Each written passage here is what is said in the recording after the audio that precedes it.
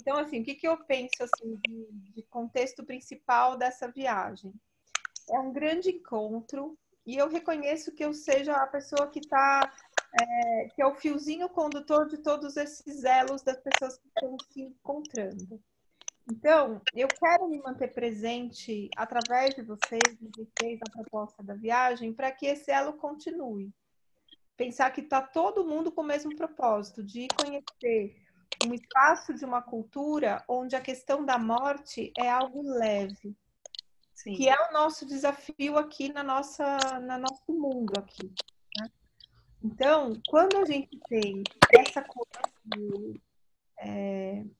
do propósito da viagem e a leveza do contexto do tema, junto com a experiência de uma cultura que traz essa leveza, que a gente possa, nessa observação de viagem, contemplar tudo aquilo que a gente vive, o que eles vivem, e o que a gente consegue viver em comum com isso, o que a gente comunga nessa experiência humana. Para nós, a princípio, vai parecer estranho, né? Porque eles têm um propósito até de celebração da morte, que para a gente soa esquisito, mas que a gente possa se convidar a ocupar esse espaço de celebração também, e o quanto a gente se sente à vontade ou desconfortável nesse espaço. Tá? Uhum.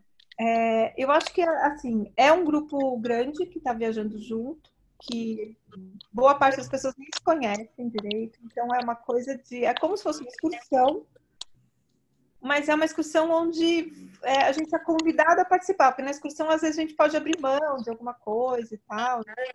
Mas eu penso que nesse grupo, cada vez que você optar por não estar, você perde a adesão. Então, mesmo que você vá para um lugar que você acha muito chato, talvez o teu papel seja olhar o chato naquele momento e trazer uma devolutiva assim, esse pedaço não é uma coisa que me constrói ou me faz sentido. E também conhecer o chato faz parte desse processo, né? Uhum. Eu queria, assim, se eu tivesse aí no meio, eu ia convidar vocês, assim, em quando chegarem no lugar diferente, buscarem um tempo de silêncio. Porque quando a gente está em grupo, a gente tem uma vontade louca de falar, olha, cara, olha aquilo lá, olha aquele negócio ali, olha como é bonito ali e tal. A gente tem a necessidade de falar. E a gente perde a contemplação porque a gente quer compartilhar a coisa. Então, a proposta que eu ia fazer foi assim, toda vez que a gente chegar num lugar novo, a gente tentar ficar um pouquinho nessa conexão com o lugar. E depois de alguns minutos, sei lá, 15 minutos, 10 minutos, a gente já vai começar a se soltar mais e aí começam as conversas. Mas em cada espaço novo que a gente entre, que a gente possa entrar em conexão silenciosa com aquele ambiente, com aquela energia, com aquelas cores, com aquele mundo do qual a gente não faz parte, que a gente vai entrar respeitosamente agora, tá? Quem não tiver disposto fisicamente, evidentemente, ou tiver alguma coisa assim, se guarde, né? Ficar no hotel, tal, muda e tal. Mas assim, se você tiver só aborrecido, só não tô afim de ir e tal, tem que deixar o bode no hotel. Né? E ir para a coisa nova, o espaço novo. As regras básicas de convivência no grupo, tentar cumprir os horários, né? Então, assim, vai ter tempo de passear, visitar, põe um iPhone lá para tocar um alarmezinho, porque no final das contas todo mundo compreende um atraso de 5 minutos, tal, fui no banheiro, tava a fila grande e tal, mas quando a pessoa atrasa meia hora, assim, aí é uma coisa que é chato para todo mundo, né? Então, eu me policio muito, porque quando eu vou nesses lugares, eu perco a noção do tempo, porque eu fico, assim, muito envolvida. Então, eu ponho um trequinho, aqui para voltar. Então, 5 minutos antes, o negócio treme lá, para eu não pagar mico lá de ficarem me esperando. Acho que as coisas do agendamento, dos programas, as coisas está bem completo, mas se vocês tiverem, né, eu vi que tem gente que tem parente lá no México, que conhece alguém de lá, que quiserem acrescentar, acho que não impede de conversar com a Rose e nos estiverem livres até se aventurar em alguma coisa diferente. Legal. Eu vou querer muito participar de tudo. Se vocês quiserem fazer videoconferência toda noite comigo, estamos aí, entendeu? De contar como foi a experiência, de conversar com as pessoas locais. Eu acho que a experiência do cemitério vai ser muito, muito intensa. Tenta ao máximo se misturar com as pessoas, então aquela coisa da maquiagem e tal, acho que vai valer muito. E levem, assim, uma coisa que eu queria muito que vocês pudessem fazer. Hoje, na véspera da viagem, se conectem com as pessoas que vocês se despediram. Pode ser paciente, pode ser parente, pode ser amigo. Eu salvei as fotos dos meus familiares, dos meus avós, do meu pai, que são pessoas que eu quero lembrar lá. Então, já se conecta um pouco com essa saudade, com essa coisa agora, porque essa experiência vai ser uma grande homenagem para essas pessoas, né? Esses antepassados, essas pessoas que a gente não quer esquecer e a gente não quer que elas esqueçam da gente, estejam elas onde estiverem. Independente da crença religiosa de cada um, né?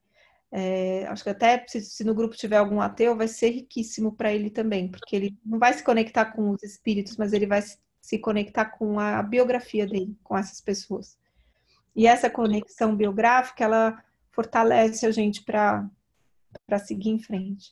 Então, essa noite é a noite de você pensar nessas pessoas, pensar o que elas gostavam, a comida que elas gostavam, a música, né? Separa no iPhone, no Spotify, leva o fonezinho de ouvido para a viagem, vocês já começarem a entrar nesse clima de se conectar com o que te construiu até hoje, né? Com as histórias, com os olhares que te construíram, que te fizeram até hoje. Porque essa viagem, ela inteirinha vai ser uma grande celebração desse contato. É mais do que uma viagem turística, né? Ela vai ser turística, vai ser tal, mas ela tem um propósito de vocês voltarem mais fortes, mais completas do que vocês foram, né? Porque essa coisa, morreu, vamos esquecer, tal, não sei o quê, deixa a pessoa descansar, mas a gente não pode esquecer o que essas pessoas trouxeram para a nossa vida e que nos fazem quem nós somos agora. Eu estou me conectando também com os meus aqui. A Tânia, que cuida de mim aqui, sonhou com a minha mãe. Uau! Olha. E ela sonhou que... Teve um sonho lindo. Falou que ela entrou aqui no quarto e viu minha mãe aqui no quarto. E aí ela, dona Cia, vamos acordar na Cláudia para ela te ver e tal. E ela falou, não, deixa ela descansar. Deixa ela dormir. E aí pede para a Tânia cuidar de mim. Então, aí aquela sensação de desamparo que eu tive, assim, é uma solidão absurda a hora que abre a porta do centro cirúrgico. Quem já passou por isso, assim, a hora que abre aquela porta, assim, você fala, é meu calvário agora. Não tem quem vai me substituir, né? É muito foda. E aí, atravessando ali, então aí agora esse sonho com a minha mãe, bem nessa viagem. Então, aí tô conectada com meu pai, com a minha irmã, com os meus pacientes que me marcaram muito. Então, assim, para mim tá muito especial, porque eu até mais do que vocês, eu tenho tempo agora para isso. Não preciso... nossa, deixa eu ver então o que tem que levar para viagem. Eu tô na viagem já, sem precisar levar mala nem nada, né? É uma experiência muito, muito louca. Cláudia, eu posso falar uma coisinha? Pode, já Olha, acho que dos meus recados que eu me lembre era o que eu queria. não, pode continuar. Só para não perder o gancho que você comentou dessa proposta de parar e conectar com o lugar, silenciar. Eu que tenho família lá, eu sou mexicana, né, na verdade. Ai, você... que legal. Sou eu. E eu já fui nessa época para lá. Então, assim, vai ser muito especial poder ir com esse nível de profundidade desse grupo, porque eu fui como turista. Então, acho que é muito bacana as pessoas também se conectarem com o incômodo ou a surpresa de estar num lobby de hotel e ver um monte de caveirinhas e de ver a decoração no café da manhã, porque é todo lugar que fica, não é só no cemitério. Então é uma provocação e é um estímulo o tempo todo, e isso pode causar várias sensações. Então eu acho bacana assim, as pessoas se conectarem com isso também. Se eu tivesse aí, eu ia fazer roda de conversa todo jantar, né? Que a gente ia sentar e falar assim, como é que foi, né? Você tem uma caveirinha no coisa e tal.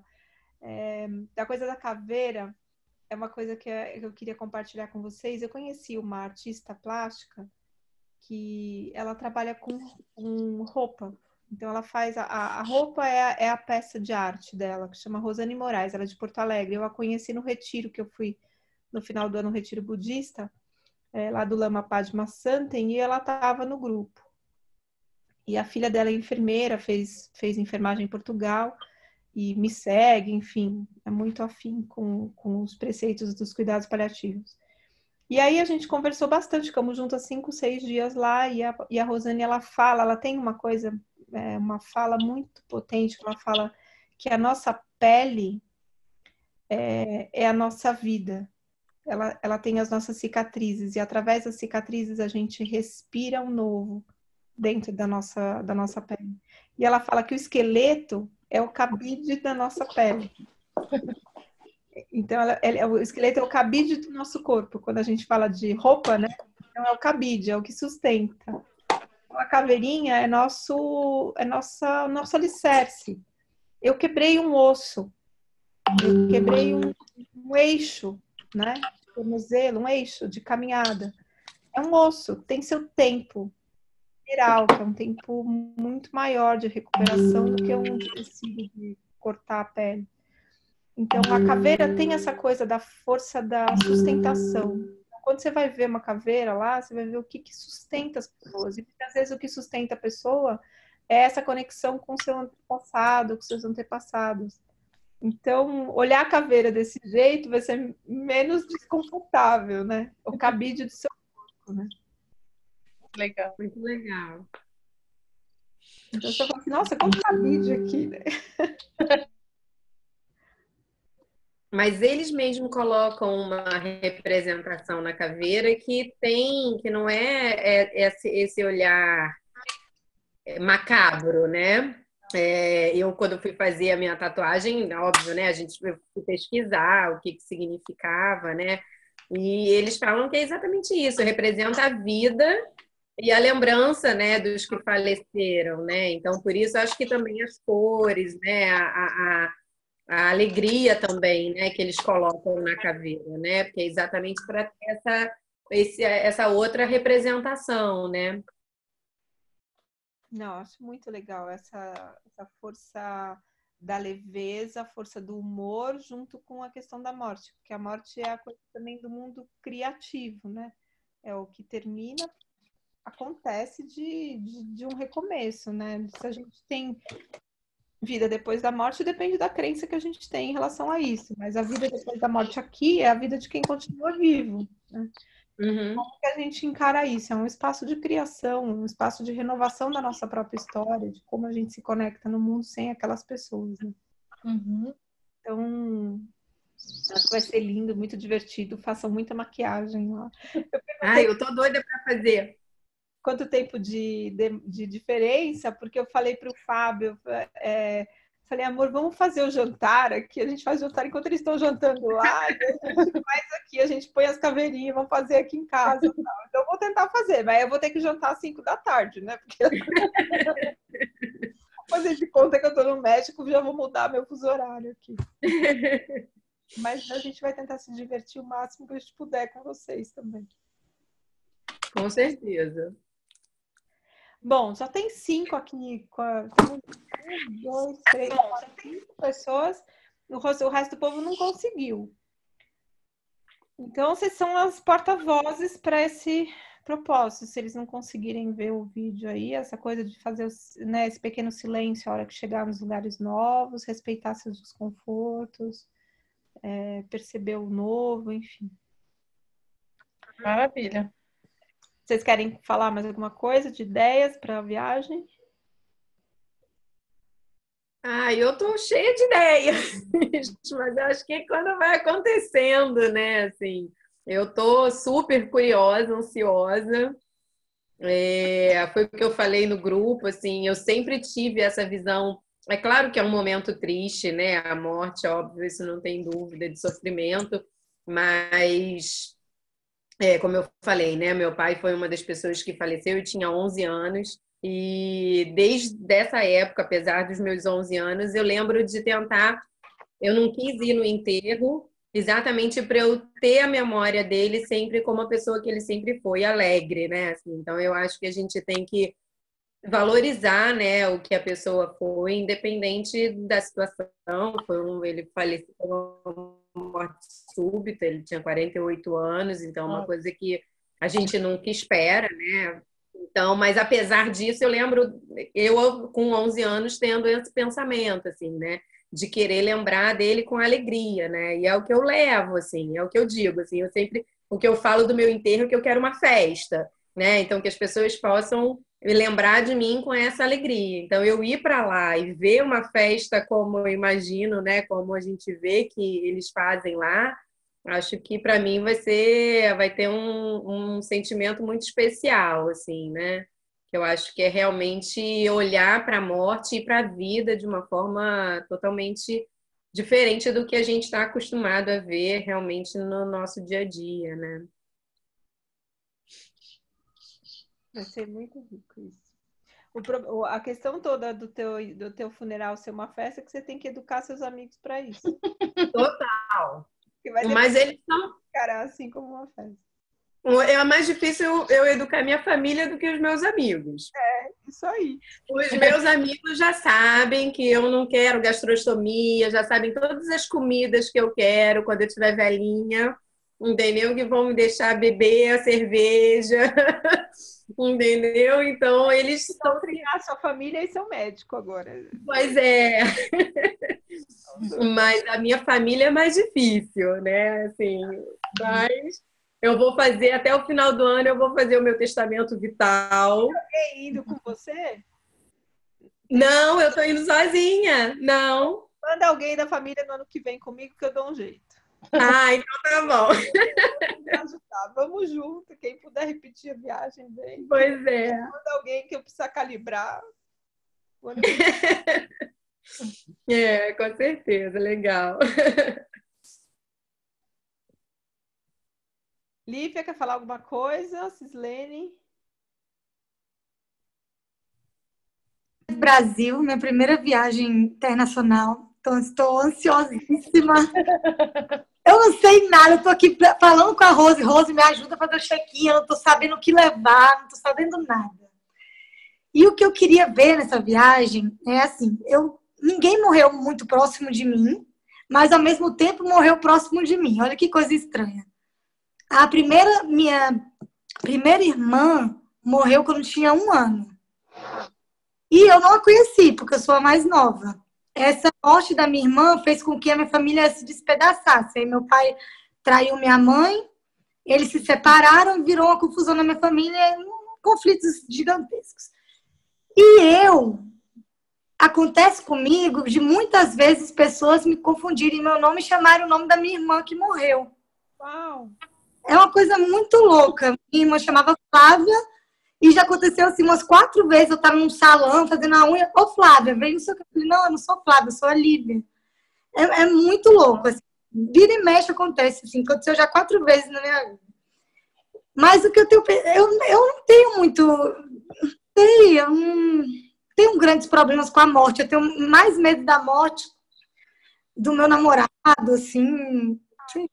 É uma coisa meio, acho que, egoísta, do ponto de vista que fui meio que abandonada por esses pais ausentes, e agora eu fico meio assim. O que eu quero descobrir nessa viagem? Como que é a postura dos católicos evangélicos, que eu estava pesquisando que no México a religião principal lá é católica ou cristã, em relação a essa festa, porque a minha família já está me julgando toda. Minha mãe é aquelas beatas antigas lá no interior da Bahia, me julgou, falou, você é louca, você vai cultuar os mortos. Eu falei, mãe, eu vou relembrar de todos da nossa família que se foram, que você não viu o filme, tentei mostrar o filme, aí eles tem um monte de coisa, aquele filme é satânico, e não sei o quê, sabe? Não deu.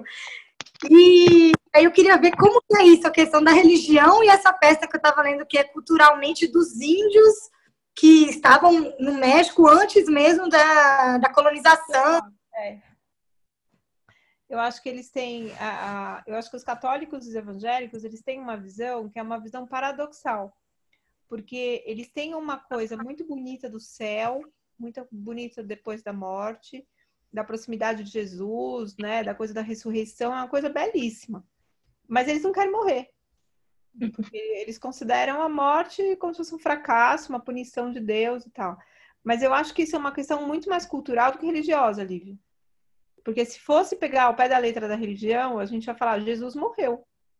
Ele entrou num processo tão completo de ser humano que ele morre. Ele passa pelo processo todo de calvário dele, de finitude. Então, isso é colocado como assim, aconteceu isso, mas isso é irrelevante perto do processo de cura, de, né, não morrer nunca, não aceitar, não falar sobre a morte, ter medo disso. Mas eu penso que isso é cultural, isso não é religioso.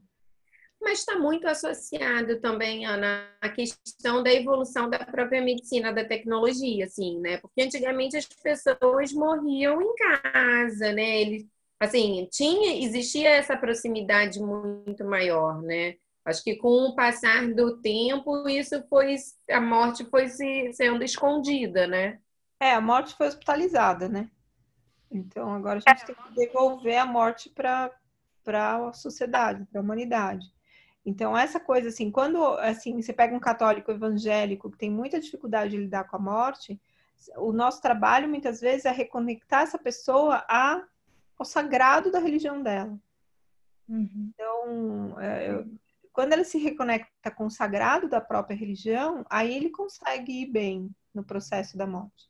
Porque tem essa coisa de cumprir a missão, que Deus vai te receber no céu, que você vai voltar para casa, vai voltar para sua essência, para sua origem, a sua missão está cumprida, então todo mundo que cumpriu sua missão merece esse descanso. Então, você vai para um outro lugar, né?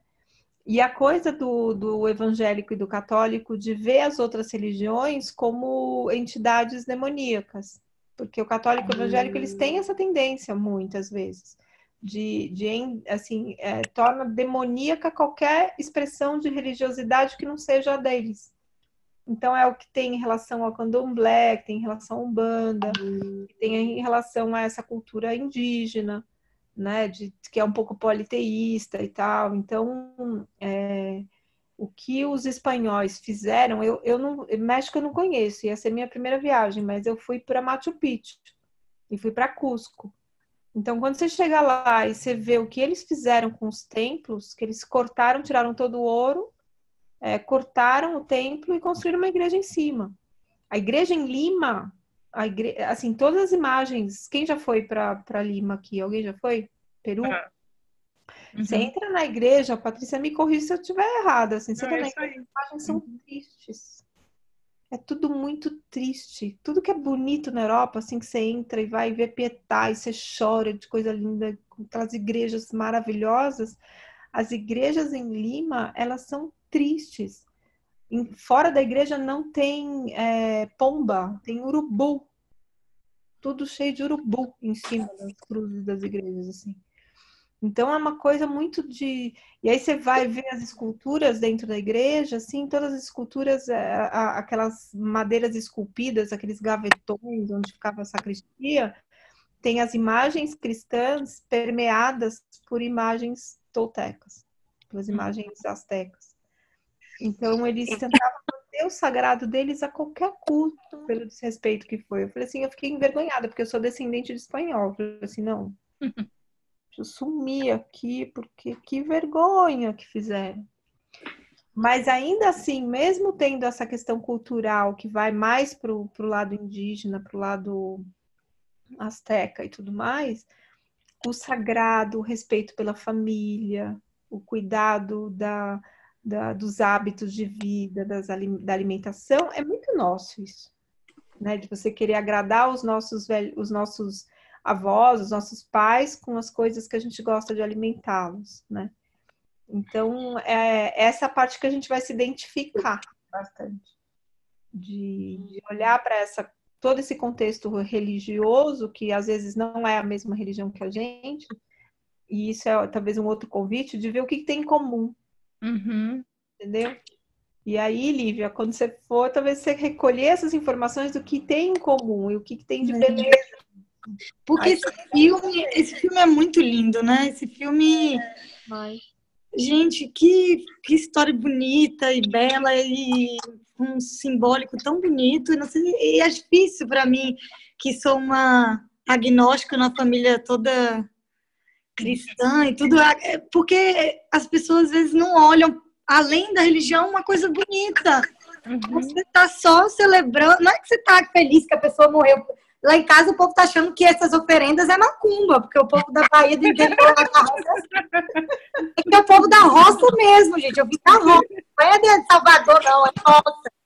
Eu falo, gente, sabe, eu achei tão bonito que se você se lembrar deles, eles vão se manter vivos no outro plano. E eu fiquei lembrando de tios que morreram quando eu era criancinha, que eu nem estava lembrando que eles existiam mais. Eu fiquei lembrando de todo mundo, que eu pensei assim, depois eu vou fazer um post, quero tentar lembrar de todos, porque se eles estiverem já se apagando a sua luz, eu quero que eles saibam que a gente ainda lembra deles. Sabe, o primeiro velório que eu fui foi o irmão do meu pai, assim, eu nem lembro muito dele, eu lembro que eu ficava brincando com o caixão. Eu tinha o quê? 5 anos de idade, a gente ficava brincando com o caixão, o povo, sai daqui, a gente querendo brincar. Então, assim, olha que coisa bonita você se lembrar, se recordar daquelas pessoas tão importantes. Não, e eu vi esse filme ainda fala que o cachorro guia a gente. Eu falei, meu Deus, é lindo demais. Legal. Tem uma coisa que a gente precisa sentir por essas pessoas todas que não nos compreendem, é que existe um tempo para você poder abrir os olhos. Eu tenho uma história com uma paciente que vai estar no próximo livro, até, a Dona Maria. Eu tenho uma mania de chegar no leito do paciente, se ele está com o olho fechado, eu falo assim, Dona Maria, abre o olho. Não, eu falo, abre a janela que eu quero te ver. Abre a janela que eu quero ver como é que tá o tempo aí dentro. E aí, é para abrir a janela, abrir os olhos, né? E aí eu cheguei e fiz essa baguncinha lá com ela, ela abriu os olhos, aí ela começou a olhar através de mim, assim, sabe quando, assim, através de mim não, atrás de mim, assim, no ombro, assim. Ela olhava, assim, sorria, assim, e ficava olhando para trás de mim, aí eu olhava para trás, assim. Aí eu falei, Dona Maria, tem mais alguém aqui? Ela falou assim, tem, doutora, você não tá vendo? Aí eu falei, não tô vendo, quem é? Aí ela, Jesus, um monte de anjo. Você não tá vendo, doutor? O anjo tá levantando, tá esticando a mão pra você, dá a mão pra ele. E eu falo, pra que lado tá, né? Porque eu não tô vendo. E aí ela falou assim, doutora, eu não acredito. A senhora não tá vendo? Ele quer te dar a mão. Jesus tá do seu lado sorrindo. Que lindo. Aí, Ana Maria, não vejo. Aí ela deu um sorriso pra mim, doutora, abre a janela.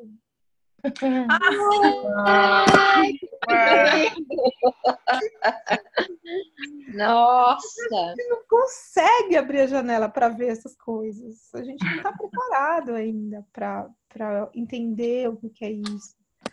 Mesmo porque se a gente entender, você tem que ir para a página 2 da sua vida. E tem algumas coisas que você se dá conta, que a hora que você se dá conta, você consegue ir para o próximo capítulo, próxima fase, né?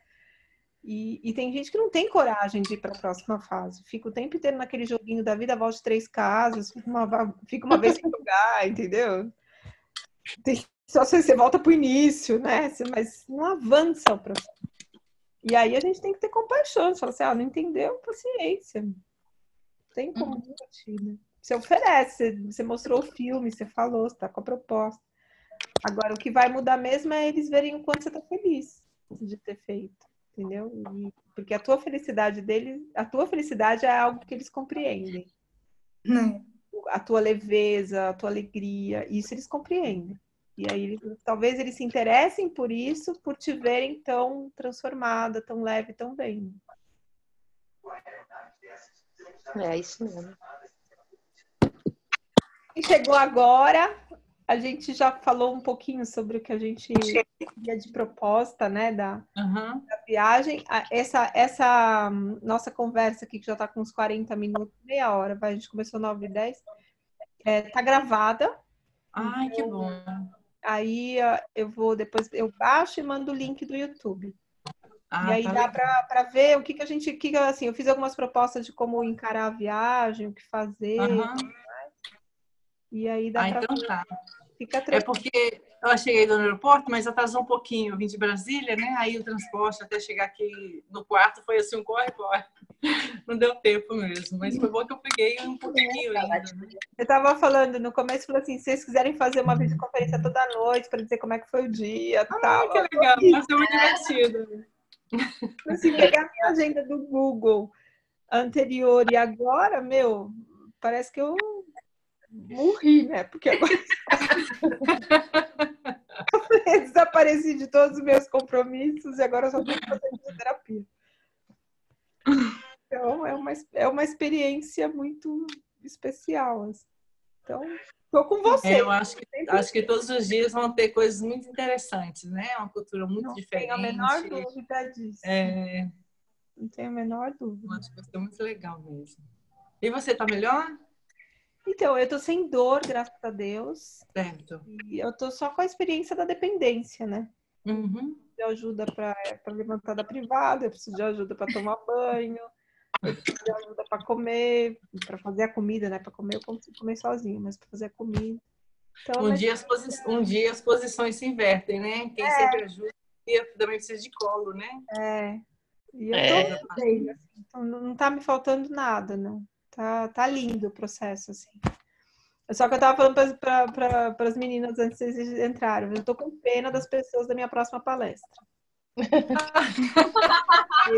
Cara, vou bater sem pena. Essa experiência aqui eu não vou guardar para mim, não. Vou contar. É única, né?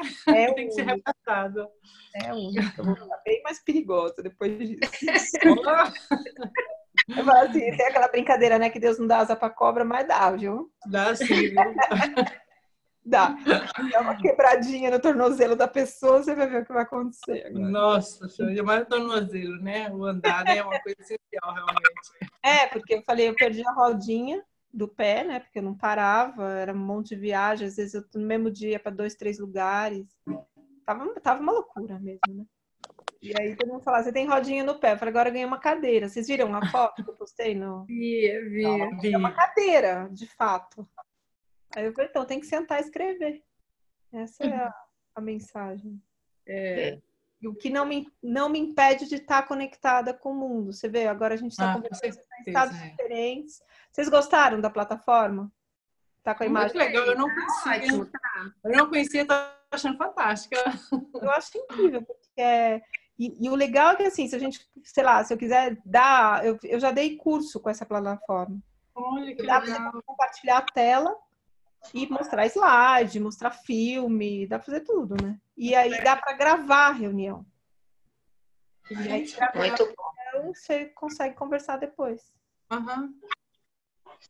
Muito Pessoal, bom. eu tenho que sair agora. Não, vamos, a gente também já vai encerrar. Então, bom, deixa um beijão para vocês. A gente se vê amanhã no aeroporto. Até amanhã, Patrícia. Até amanhã. E eu vou fazer montagem da foto do aeroporto que vocês vão tirar para me colocar. Isso. Pode deixar. Super Um beijo para todos. Beijo. Obrigada e até a volta. Até. Vamos postar muitas Planes, super things, there's a board.